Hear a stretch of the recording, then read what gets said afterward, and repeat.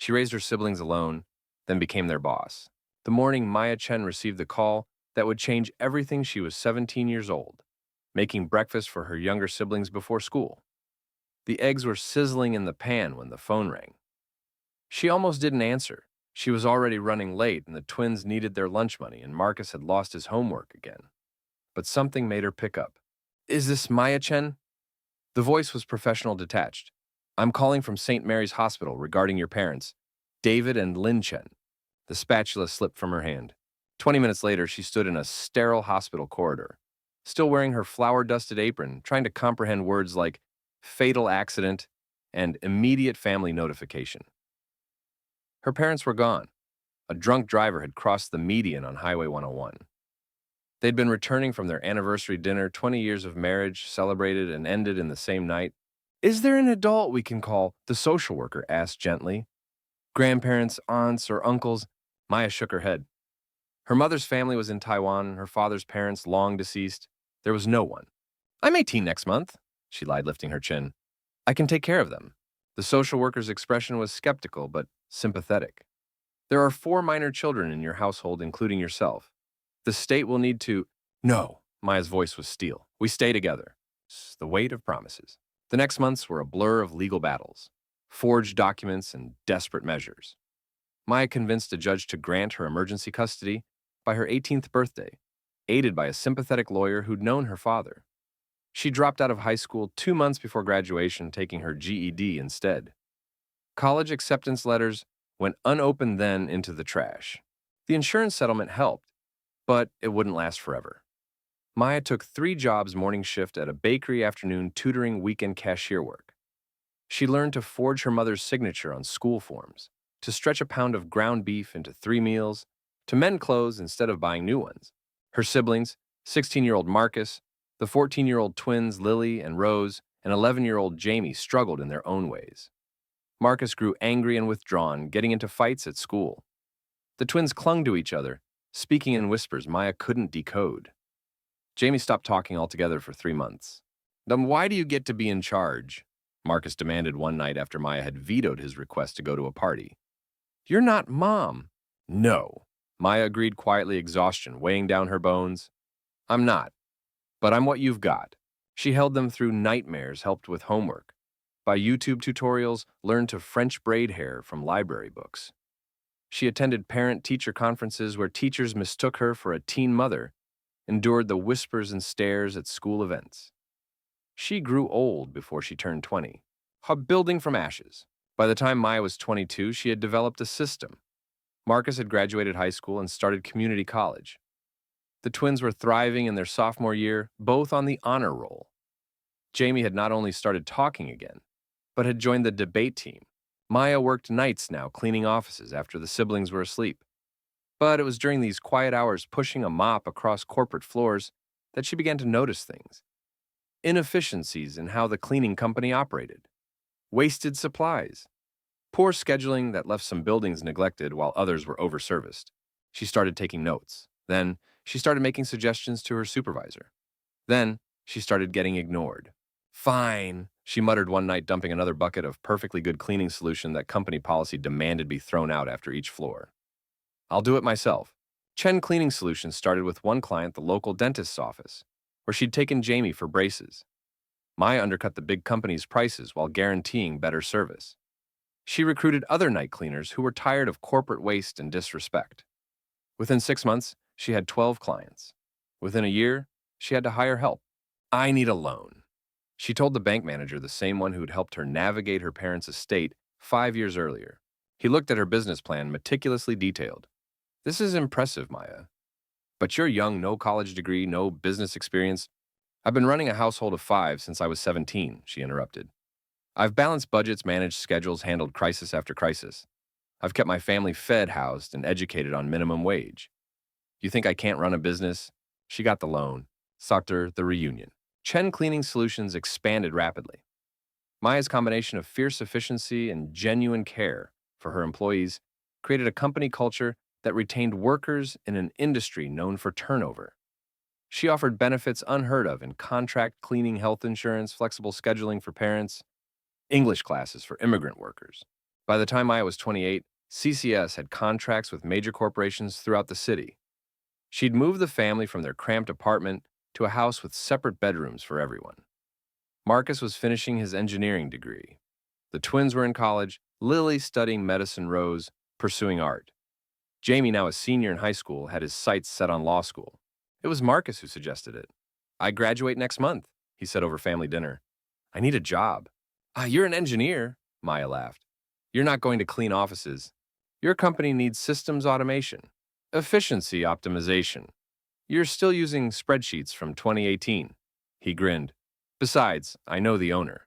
One by one they came. Marcus revolutionized their operations with custom software. Lily, during her pre-med gap year, restructured their employee health program. Rose designed a rebrand that tripled their corporate appeal. Even Jamie, still in college, spent summers handling legal compliance. The day Maya made them all official partners in the company, she found herself standing in a conference room she owned, looking at her siblings, no longer children but accomplished adults. "This is weird," Rose whispered during the meeting. "Our big sister is literally our boss now." "I've always been your boss," Maya whispered back, and they dissolved into the kind of laughter that only shared history can produce. Growing pains. But success brought its own challenges. The dynamics that worked in their home didn't always translate to the boardroom. Marcus challenged Maya's decisions publicly during meetings, forgetting that professional hierarchy existed even among family. Lily struggled to separate sisterly concern from professional boundaries, constantly checking if Maya was eating enough, sleeping enough, taking care of herself. The breaking point came during a major contract negotiation. They were bidding to clean the entire downtown financial district, a contract that would triple their revenue. Maya had spent weeks preparing, but when she presented the strategy to her siblings, Marcus immediately began picking it apart. "This is too conservative," Tim, he argued. "We should bid lower, take the hit initially to secure the contract." "We can't afford to operate at a loss for 6 months," Maya countered. "You mean you don't want to take the risk?" His tone was the same one he'd used as a teenager, challenging her authority. "I mean, I've run this company for 8 years. Now, while we were children," Marcus stood. "We're not kids anymore, Maya. You don't get to make all the decisions just because you changed our diapers." The conference room fell silent. Lily and Rose exchanged glances. Jamie studied his laptop intently. Maya felt 17 again, overwhelmed and underqualified, making life-altering decisions with no roadmap. But she wasn't 17 anymore. "You're right," she said quietly. "You're not children, which is why I expect you to act like professionals in this office. We can disagree on strategy, we can debate approaches. But if you undermine my authority in front of our management team again, I'll treat you like any other employee who shows that level of disrespect." Marcus's face flushed. "You'd fire me." "I'd put you on a performance improvement plan." Maya's voice was steady. "Because I love you too much to enable behavior that would destroy your career anywhere else." The silence stretched until Rose cleared her throat. "I think we need to establish some ground rules. Family is family, but this is a business. Those are our new boundaries." They spent the next month in family therapy, a suggestion from Jamie, who'd been reading about family businesses in his organizational psychology class. Dr. Martinez helped them navigate the complex intersection of family history and professional relationships. "Now, Maya, you've been in a parental role for so long, it's natural for you to continue those patterns," she observed. "And for all of you, it's natural to respond to her the way you did as children. But you need new patterns now." They established protocols. In the office, Maya was CEO, first sister second. Disagreements would be handled professionally with the same respect they'd show any colleague. Family dinners were sacred, no work talk allowed. They created a board of advisors that included non-family members to provide objective perspectives. "It's like learning a new language," Lily said after their first successful board meeting under the new rules. Speaking colleague instead of sibling. They got the financial district contract. Marcus's aggressive pricing strategy, tempered by Maya's risk management, won the day. It was their first true collaboration as equals. They're sheer in full circle.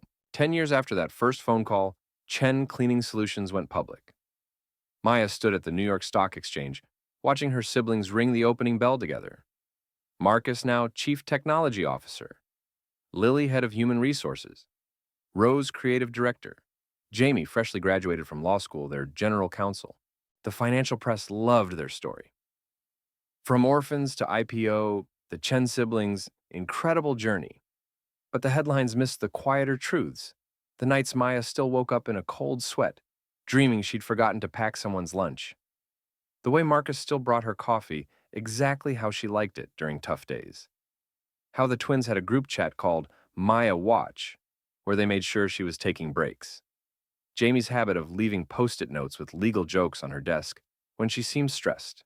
You know what the weird part is? Rose said that night at their celebration dinner. They'd rented out their parents' favorite restaurant, the one they'd been returning from that night. Mom and Dad would have never let us work together. Remember how they always said family and business don't mix? They were probably right, Maya admitted.